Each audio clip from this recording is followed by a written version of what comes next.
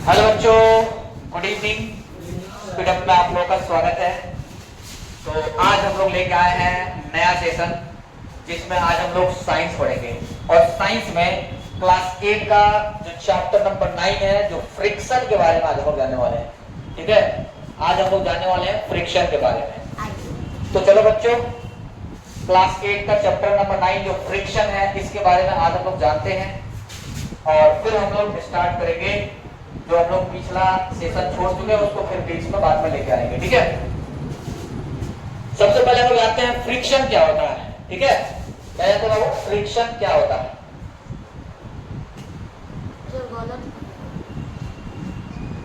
चलो, चैप्टर का नाम है फ्रिक्शन, तो पहले इंट्रोडक्शन इससे करते हैं कि फ्रिक्शन होता क्या है ना।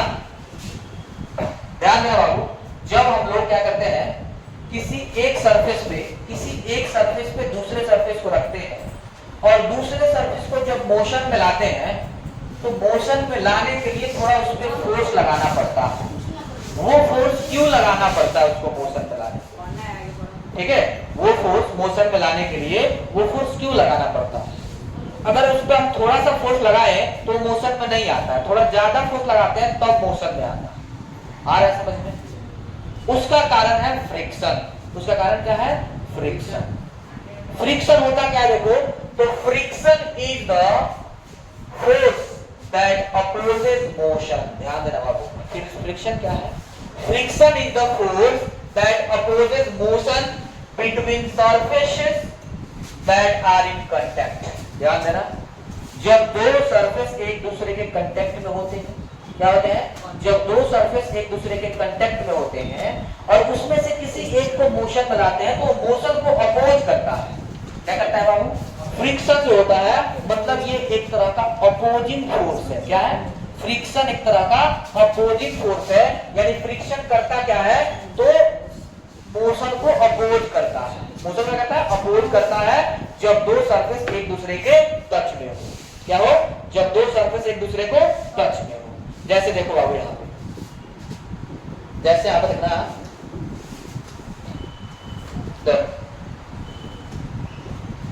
यहाँ पे देखो एक ऑब्जेक्ट को रखा गया यहाँ पे। ठीक है, एक बड़े से ऑब्जेक्ट को रखा गया है, यहाँ पे हम फोर्स लगा रहे हैं, इसको पुश कर रहे हैं। क्या कर रहे हैं? पुश कर रहे हैं। पुश करेंगे तो इसका मोशन क्या होगा? इस डायरेक्शन में। ध्यान देना बाबू, ये है डायरेक्शन ऑफ फोर्स। क्या है? ये है डायरेक्शन ऑफ फोर्स, है ना। इसमें फोर्स का डायरेक्शन लग रहा है और मोशन का डायरेक्शन इधर होगा, क्योंकि जब उधर से खेल रहे हैं, है ना, इधर से क्या कर रहे हैं, इसको पुश कर रहे हैं, तो वो इधर आएगा, इस डायरेक्शन में आएगा। पुश करेंगे तो ये होगा मोशन का डायरेक्शन, मतलब यहाँ से पुश करेंगे और इधर जाएगा। मतलब जिस डायरेक्शन में फोर्स लगा रहे हैं, मोशन भी उसी डायरेक्शन में होगा। ये बात समझ में आ गया? लेकिन फ्रिक्शन जो होगा, इसके अपोजिट डायरेक्शन में लगेगा। फ्रिक्शन क्या होगा? फोर्स के अपोजिट डायरेक्शन में, मोशन के अपोजिट डायरेक्शन में। समझ में आया? यानी अगर ये ऑब्जेक्ट इधर मूव कर रहा है तो ये फ्रिक्शनल फोर्स इधर लगेगा। क्या होगा? फ्रिक्शनल फोर्स इसको अपोजिट डायरेक्शन में लगेगा, इसको रोकने का काम करेगा। कहेगा नहीं नहीं तो मूव मत करो, मूव मत करो, मूव मत करो।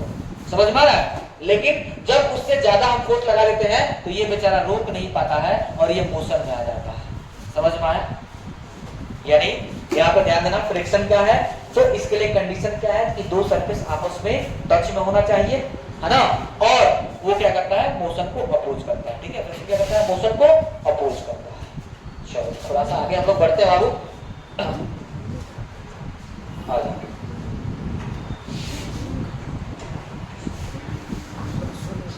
यहाँ पर ध्यान देना, it comes in notice when only two और surfaces are in contact.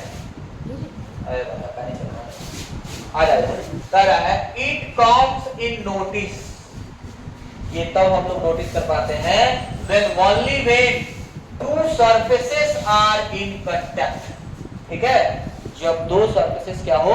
Contact में हो विद ईच अदर, एक दूसरे के मतलब कांटेक्ट में हो, and it is called contact force. ध्यान देना, और जब दो सरफेस एक दूसरे के कांटेक्ट में होते हैं तो उसके बीच में तो कांटेक्ट फोर्स लगेगा ही, है ना। फोर्स जो हम लोग जब टाइप पढ़े थे तो उसमें पढ़े थे कि दो ऑब्जेक्ट एक दूसरे के कांटेक्ट में होते हैं और तो उसके माध्यम से जो फोर्स लगता है वो कहलाता है contact force. It is offered by solid, liquid and gases. मतलब ये तीनों में होता है, सॉलिड में भी होगा, लिक्विड में भी होगा और गैस में भी होगा। ठीक है, मतलब ये कांटेक्ट फोर्स अगर सॉलिड के कांटेक्ट में हो तो भी लगेगा, सॉलिड लिक्विड के कांटेक्ट में हो तभी लगेगा, सॉलिड गैस के कांटेक्ट में हो तभी लगेगा, या फिर लिक्विड के कांटेक्ट में हो, है ना, तो भी लगेगा। तो इस तरह से कह सकते हैं कि इन सबके बीच में लगता है, but it is maximum in case of solid. लेकिन ध्यान देना है कि ये जो फ्रिक्शनल फोर्स लगता है या फिर कांटेक्ट जो फोर्स है, ये सॉलिड के केस में ज्यादा लगता है, मैक्सिमम होता है। अगर दो सॉलिड आपस के कांटेक्ट में है तो फिर उसमें ज्यादा क्या होगा, फोर्स लगेगा, उसमें कांटेक्ट फोर्स ज्यादा होगा और उसमें फ्रिक्शनल फोर्स में क्या लगेगा, ज्यादा लगेगा। Least in case of gases, और गैस में सबसे कम लगेगा, गैस में क्या होगा, सबसे कम लगेगा। चलो हम लोग चलते हैं, कॉज ऑफ फ्रिक्शन को जानते हैं, लेकिन उसके पहले देखो यहाँ पे दिखाया गया है, ये सॉलिड के बीच में लग रहा है, ये देखो फ्लूइड फ्रिक्शन लगेगा, ये मछली जो तैर रही है, ठीक है, ये मछली के बॉडी पे क्या होगा, वो वाटर का फ्रिक्शन लगेगा, है ना, जब वो मूव करेगी तो वाटर से रगड़ते हुए जाएगी, क्योंकि वाटर के टच में है, तो फिर वो फ्लूइड उस पर फ्रिक्शन लगाएगी मछली पे, और वो अपोजिट डायरेक्शन में लगाएगी, क्या लगाएगी, अपोजिट डायरेक्शन में। समझ में आ गया? चलो अब देखो, उसके बाद यहाँ पे देखो एयर वाले में क्या है, एयर वाले में, है ना, अगर कोई ऑब्जेक्ट ऊपर से नीचे गिरता है या फिर जैसे ये चल रहा है ना, तो इस पे क्या रहा है, इस पे गैस का फ्रिक्शन लग रहा है ना, इसको फ्लूइड फ्रिक्शन कहते हैं, फ्लूइड फ्रिक्शन में दोनों आएगा, है ना। तो ये क्या है, ये गैस भी क्या कर रहा है, क्योंकि गैस हवा है, एयर है, तो एयर से संपर्क करते हुए जाएगा, तो एयर भी उसके ऊपर क्या होगा, फ्रिक्शन लगाएगा, ठीक है, उसका अपोजिट डायरेक्शन पर नीचे गिर रहा है, तो समझ में आ गया। अब ऑब्जेक्ट ऊपर जा रहा है तो हवा ऊपर से नीचे पे फ्रिक्शन लगाएगा, ठीक है, क्योंकि फ्रिक्शन हमेशा मोशन के अपोजिट में लगता है, ठीक है, फ्रिक्शन हमेशा मोशन के अपोजिट में लगता है। चलो हम लोग थोड़ा सा इसका कॉज जानते हैं कि क्या कॉज है, ठीक है, फ्रिक्शन का कॉज क्या है, कॉजेज ऑफ फ्रिक्शन। देखो बालक, सबसे पहला कह रहा है द सरफेस ऑफ सॉलिड या फिर लिक्विड या फिर gas that appears to be smoother are not actually smooth, they are possess some irregularities, that is right and wrongs। ध्यान देना है, एक्चुअली में जो हम लोग सरफेस देखते हैं, दो सरफेस जो आपको लगता है ना एकदम प्लेन है, स्मूथ है ना, जो हम लोग क्या लगता है, देखने में एकदम स्मूथ लगता है, वो एक्चुअली में स्मूथ होता नहीं है, उसमें इरेगुलरिटीज होते हैं, उसके सरफेस में इरेगुलरिटीज होते हैं, और उसमें रिज्ड या फिर ग्रुप्स होते हैं ना, उसमें छोटे छोटे गड्ढे होते हैं, जाते हैं छोटे छोटे गड्ढे, है ना, जो कि माइक्रोस्कोपिक होते हैं, वो दिखते नहीं है, वो ऐसे हम लोग अपने नॉर्मल आंखों से नहीं देख सकते हैं, जब माइक्रोस्कोप से ऑब्जर्व करेंगे तब वो क्लियरली दिखेगा, है ना। when these surfaces, ध्यान देना, when these surfaces come in contact with other surface, their ridges and groups get interlocked।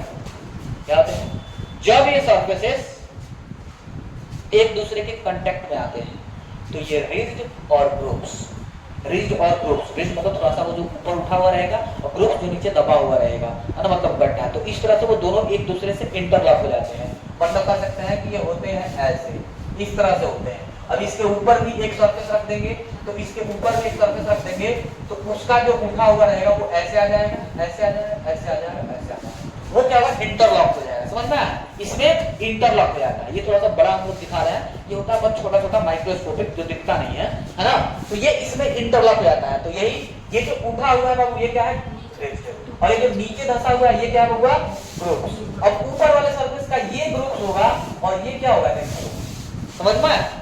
तो इस तरह से ये दोनों एक दूसरे के जब कांटेक्ट में आते हैं तो ये एकदम इंटरलॉक हो जाते हैं, और फिर उसके मोशन में अपोज करते हैं, कहते हैं उसके मोशन में अपोज करते हैं। समझ में आया। थोड़ा सा आगे बढ़ते हैं, हाँ बोलो बोलो। हटा दियो का, चलो आगे देखो, 9 मिनट का। और कौन कौन से फैक्टर्स हैं, स्टॉप करो, चलो वाला देखते हैं, इसके आगे हम लोग पढ़ते हैं, ठीक है। इसके आगे पढ़ना वो तो नेचर ऑफ सरफेस, क्या पढ़ना वो, नेचर ऑफ सरफेस, ठीक है। और इसमें एक्चुअली पढ़ना फैक्टर्स अफेक्टिंग फ्रिक्शन, और फैक्टर्स अफेक्टिंग फ्रिक्शन मतलब कौन कौन से ऐसे फैक्टर्स हैं जो फ्रिक्शन को अफेक्ट करते हैं, जो फ्रिक्शन को मतलब जिसके बदलने से फ्रिक्शन पे असर पड़ेगा, जिसके बदलने से फ्रिक्शन बदल जाएगा, ठीक है। तो इस तरह से फ्रिक्शन को अफेक्ट करने वाले जो फैक्टर्स हैं वो उसमें सबसे पहला होगा नेचर ऑफ द सरफेस। सबसे पहला कौन है? नेचर ऑफ द सरफेस, ठीक है। जो फ्रिक्शन को बदलने वाला, फ्रिक्शन को अफेक्ट करने वाला जो फैक्टर है उसमें सबसे कौन है? नेचर ऑफ द सरफेस, ठीक है। सरफेस का नेचर कैसा है उस पर डिपेंड करता है। More is the roughness, more is the friction. समझ में आ रहा है? अगर रफनेस ज्यादा होगा तो फ्रिक्शन भी ज्यादा होगा, ठीक है। रफनेस ज्यादा होगा तो क्या होगा? फ्रिक्शन भी ज्यादा होगा। और अगर रफनेस कम होगा तो फ्रिक्शन कम होगा। तो ये डिपेंड करता है कि जो सरफेस है वो किस तरह का है। वही कह रहे हैं नेचर ऑफ द सरफेस। अगर सरफेस जितना ही ज्यादा रफ होगा उतना ही ज्यादा फ्रिक्शन होगा, सरफेस जितना ही ज्यादा स्मूथ होगा उतना ही कम फ्रिक्शन होगा, ठीक है। तो सबसे पहला इसका इफेक्ट करने वाला कौन है? तो वो है हुआ नेचर ऑफ फ्रिक्शन। वो क्या है? Nature of friction. जैसे देखो यहाँ पे दो केस दिखाए गए हैं, एक ये और दूसरा ये, दिख रहा है? ये बाबू देखो, ये वाला जो है एकदम रफ सरफेस पे चला रहा है ना, मतलब ऐसा लग रहा है खेत तो तुम्हें चला रहा है पूरा, वहां पे बहुत ज्यादा रफ सरफेस है ना, ईट वोट होगा, पूरा ढेला वाला होगा ये सब।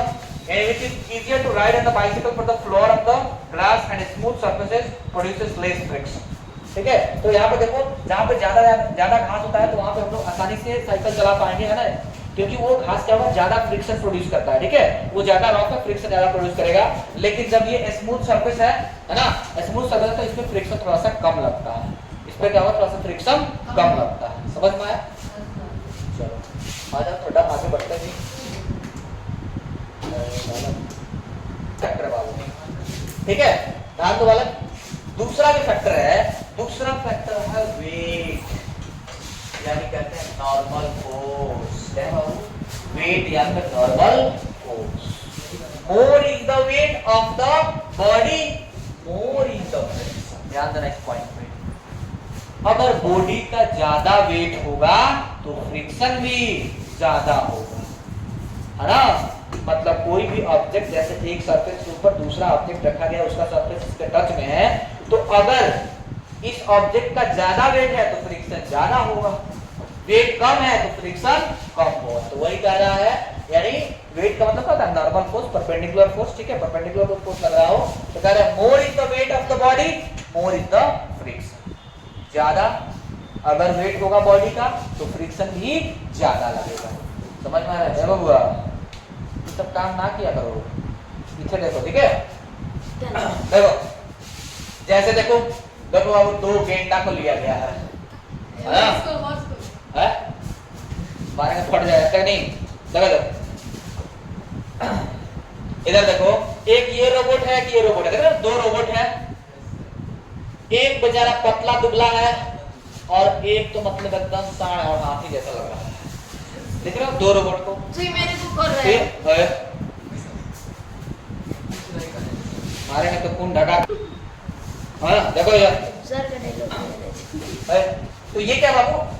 ये पतला दुबला लग रहा है और ये बहुत मोटा तगड़ा लग रहा है ना।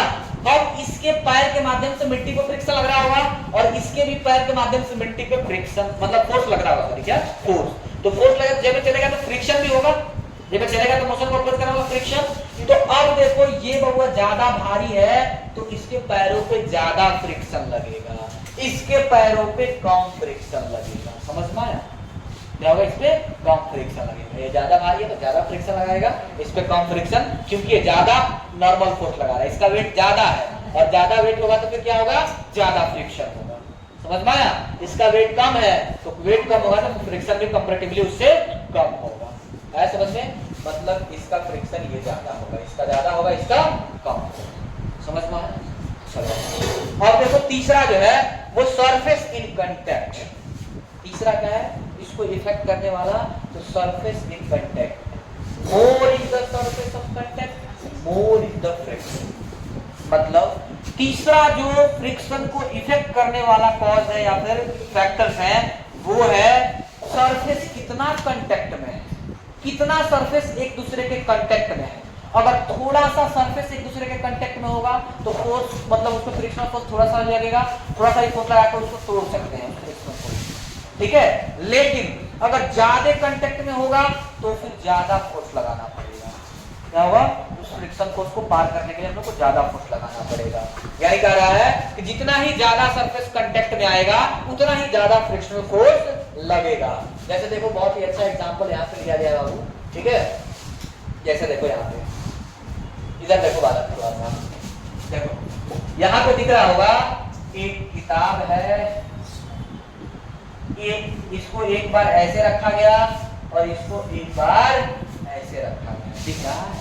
सेम ही किताब, वेट दोनों का बराबर है, वेट बराबर है, एक ही किताब है, एक बार ऐसे पट रख दिया गया और एक बार ऐसे खड़ा रख दिया गया, दोनों का वेट क्या है बलुआ, अरे बराबर, दोनों का वेट क्या है, बराबर है।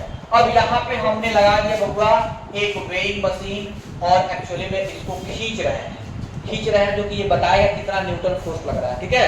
यहाँ पे देखो हमने लगा दिया और उसको खींच रहे हैं।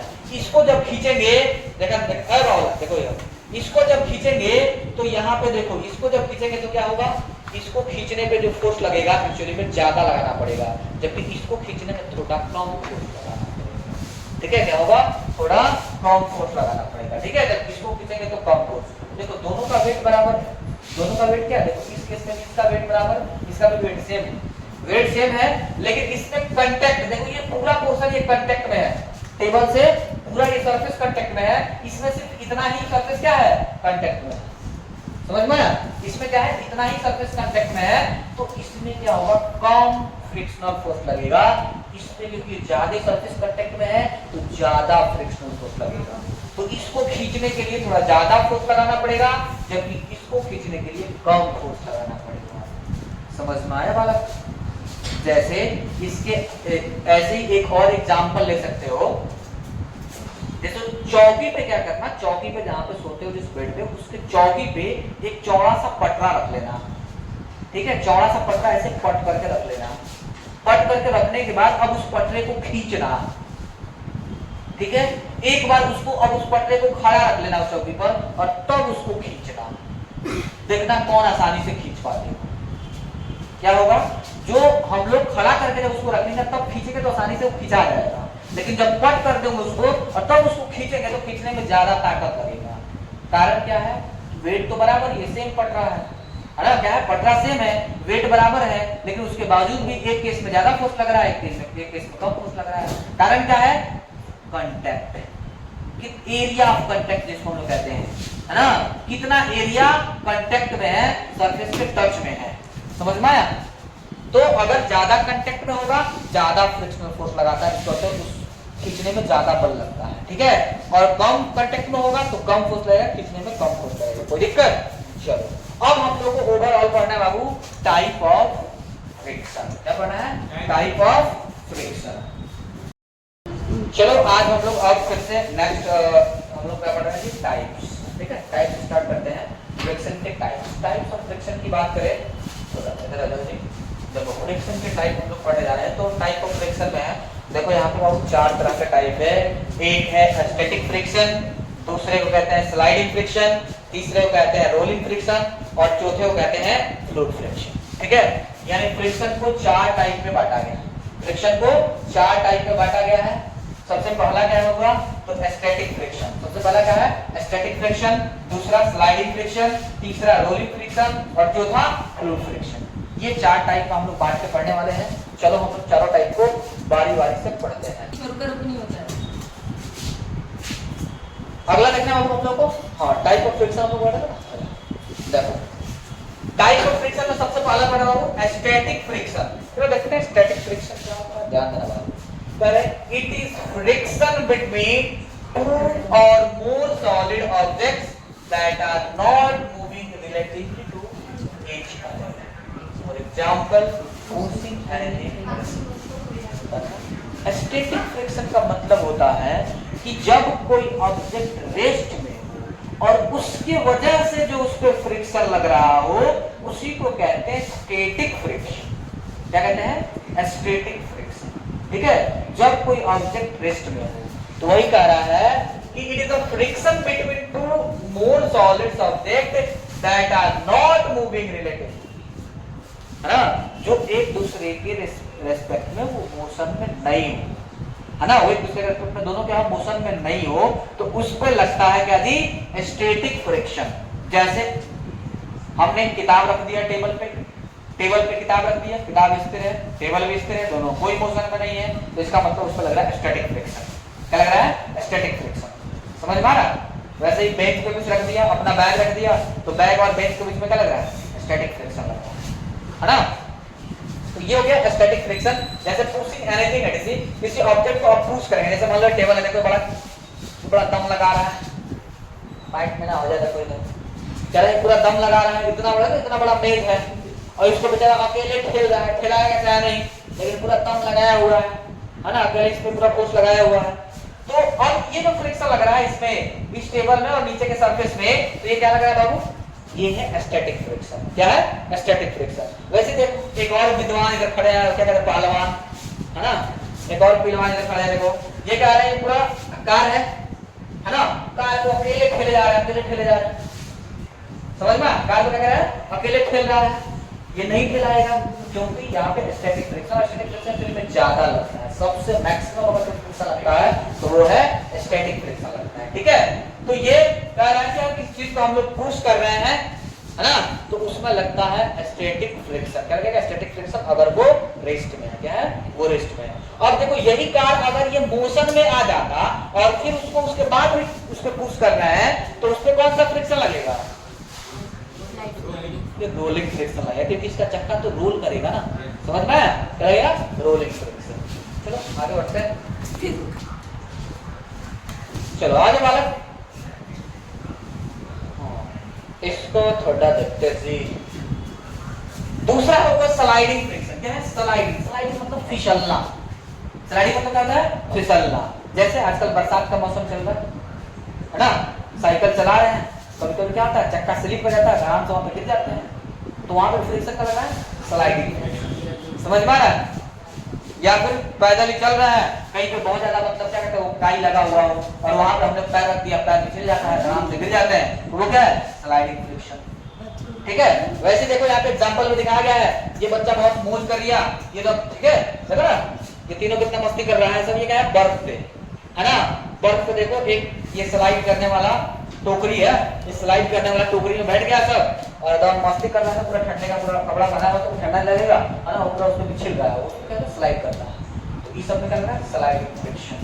समझ में आ रहा है? क्या है? Sliding friction. देखो छोटे-छोटे जो बच्चे होते हैं, बच्चा इससे बहुत ज्यादा मजा करता है सब, है ना, छिछिलियां काटता है सब, है ना, इस पर से, तो ये ऊपर से नीचे आता है, फिर हंसते हुए गिर जाता है, उधर तो ऊपर करता है, फिर नीचे आता है ना, इसमें ज्यादा मजा आता है। तो इन लोगों के बटक में और इसमें जो फोर्स लगेगा वो कौन सा लगेगा? होगा फ्रिक्शनल फोर्स। क्या लगेगा?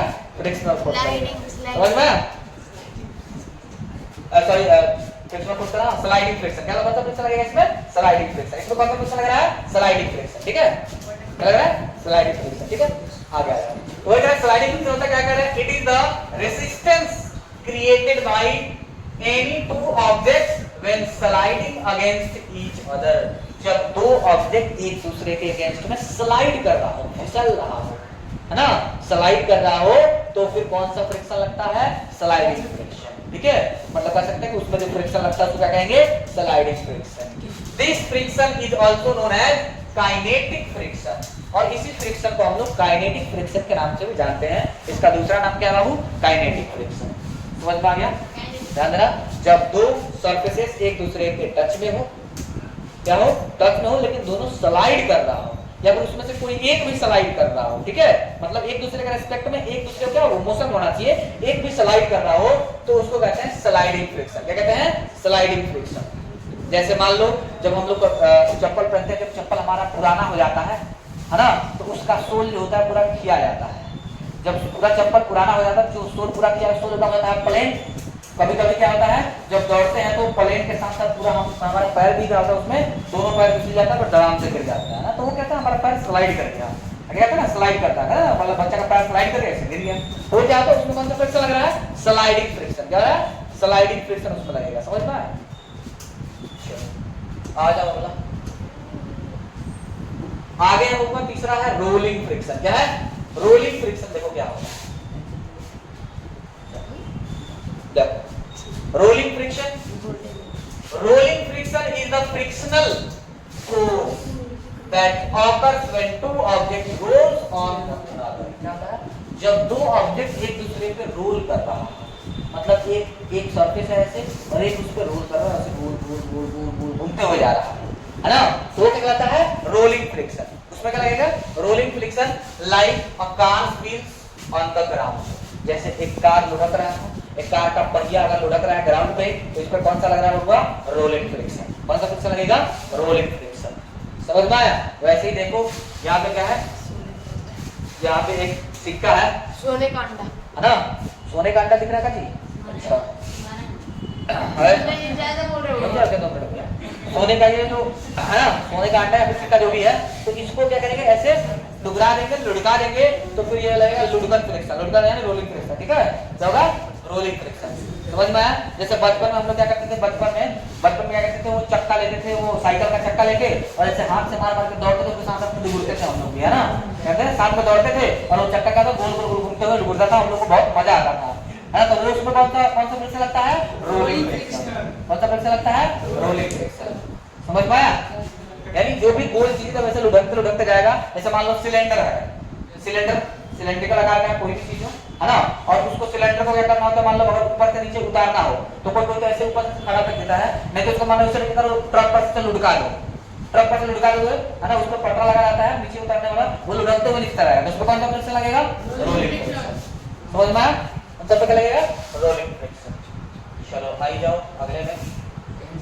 अगला हम लोग टाइप पढ़ते हैं और ये है लास्ट टाइप, है ना, और ये होगा फ्लूइड फ्रिक्शन। क्या है? फ्लूइड फ्रिक्शन, या फिर किसी को ड्रैग कहते हैं, ड्रैग। फ्लूइड फ्रिक्शन को हम लोग ड्रैग के नाम से जानते हैं। पर it is friction that occurs when object moves across through a fluid. ये कब लगता है?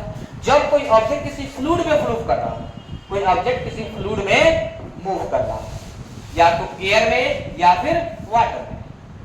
एयर और वाटर, है ना, मतलब लिक्विड या फिर गैस। लिक्विड या फिर गैस को एक साथ हम लोग फ्लूइड बोलते हैं। तो उन दोनों में किसी में भी कोई ऑब्जेक्ट मूव कर रहा हो तो उस गैस के माध्यम से या फिर उस लिक्विड के माध्यम से उस पे एक अपोजिंग फोर्स लगता है, जिसको हम कहते हैं फ्लूइड फ्रिक्शन। क्या कहते हैं? Fluid friction. ठीक है, क्या लगता है? उस पे एक अपोजिंग फोर्स लगेगा, जिसको हम लोग फ्लूइड फ्रिक्शन कहेंगे। कोई दिक्कत बाबू? वही कह रहा है, it is frictional, it is friction that occurs when object move across और थ्रू अ फ्लूइड, है ना, एक फ्लूइड से होते हुए या फिर फ्लूइड के ऊपर भी मूव कर रहा हो तो भी लगेगा। जैसे मछली तैरती है, मछली, है ना, मछली जब तैरती है तो वाटर के माध्यम से क्या लगता है? उस पे अपोजिंग एक फोर्स लगता है, जिसको कहेंगे फ्लूइड फ्रिक्शन। देखो ये बबुआ तैराक है, तैर रहा है, दिख रहा है ना जी, और रॉकी है, ये तैर रहा है, तो फिर इस पे लगेगा फ्लूइड फ्रिक्शन। क्या लगेगा? Fluid friction. वैसे ही देखो ये एरोप्लेन उड़ रही है, इस पे भी लगेगा फ्लूइड फ्रिक्शन। कौन सा फ्रिक्शन लगेगा? एयर वाला फ्रिक्शन। एयर पर फ्रिक्शन लगाएगा, एयर फ्रिक्शन, तो उसको भी क्या कहेंगे हम लोग? Fluid friction. कोई दिक्कत बाबू? बोलो बाला, कोई दिक्कत? दिक्कत नहीं होना चाहिए। चलो, फैक्टर्स अफेक्टिंग ड्रैग। ड्रैग के कुछ फैक्टर्स है जो अफेक्ट करते हैं, है ना।